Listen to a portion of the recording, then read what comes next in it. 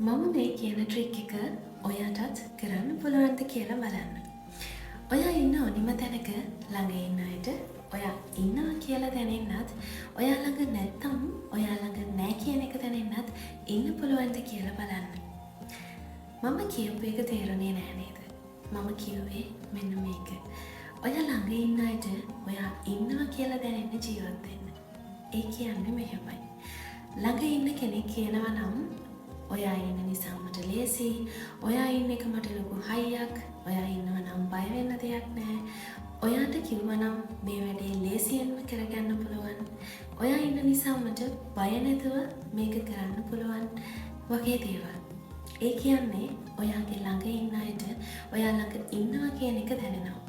ඒකයි ළඟ ඉන්නකොට ඉන්නවා කියන එක දැනෙන්න ජීවත් වෙන්න කියලා කියන්නේ.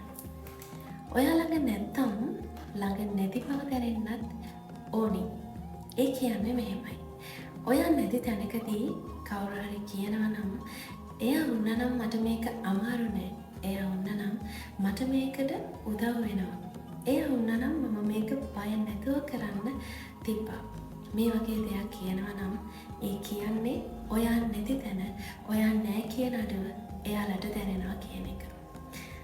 එහෙනම් පොඩ්ඩක් ඔයත් හිතලා බලන්න.